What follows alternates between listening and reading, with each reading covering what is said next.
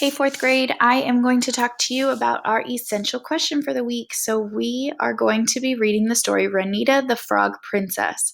Um, and by that story, you can tell that Ranita, our main character, is a frog. So, our essential question for the week is how do animal characters change familiar stories?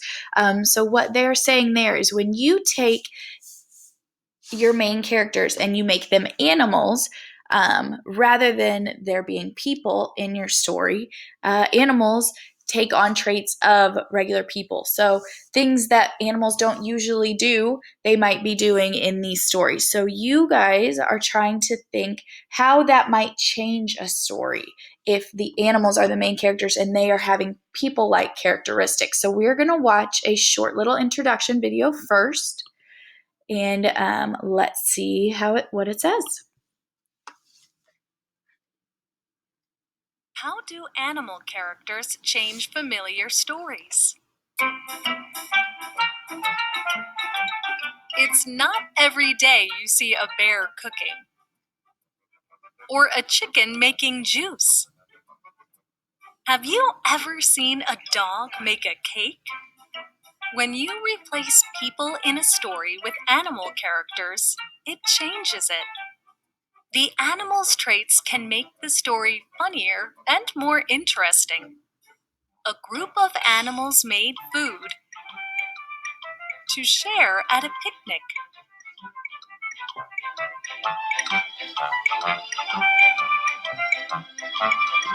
Okay, so you can see that the animals there took on human-like characteristics, and it would change how you would view the story. It might make it funnier. It might make it, obviously, it would make it a not or a fiction story because animals can't make cakes. Animals can't make food. So how do animal characters change stories? So we're gonna go through, and you guys are gonna listen to this story that has an animal or a bug in this case as the main character. So you're going to listen to this grasshopper's sad tale. This is from the point of view of the grasshopper. And then the next story that you guys are going to read by yourselves is also about the same grasshopper, but from the point of view of their friend, the termite. So please listen. A Grasshopper's Sad Tale.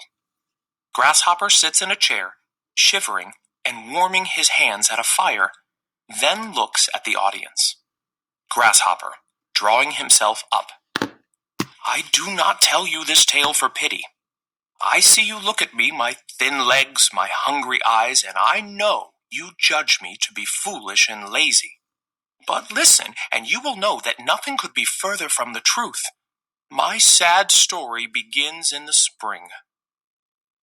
Ah, warm morning. I napped on a blade of grass, letting a gentle breeze sway me. A passing ant called out, saying it was spring and that I should cut the blade of grass I slept on and put it away for a winter's meal. Good advice. Grasshopper pauses, then shrugs. But the day was young, and the grass was comfortable. I decided I would follow her advice later. Ah, sunny noontime. Grasshopper smiles fondly at the memory. I sat upon a leaf that drifted across the smooth surface of a country pond, singing softly to the summer sky above. From the shore, an ant called out, telling me to cease my foolishness, to harvest the leaf I floated on and stack it on my winter shelf instead. She is right, I said to myself. I will start planning for winter, just as soon as I have finished my song. Ah, rainy eve. I curled under an autumn leaf, dozing as gentle rain tapped out a dreamy lullaby. An ant, out gathering rainwater, woke me impatiently, saying that now was the time to gather water to drink during winter's frozen days. More good advice. It was time to get to work. But it is easier to work when you are well rested, so I prepared myself with one last nap. At last I was ready. But before I could begin, winter marched through. Gone were the tender blades of grass, the juicy green leaves. The warm pond had frozen. And so I ask you, kind ant, Can you spare a leaf? A drop of water? So that was our story about Grasshopper. So like I said, you guys are going to read a story next, also about Grasshopper, but from a different point of view. So you can see that Grasshopper does not think that he did anything wrong in this situation. He wants you to kind of feel sorry for him, right?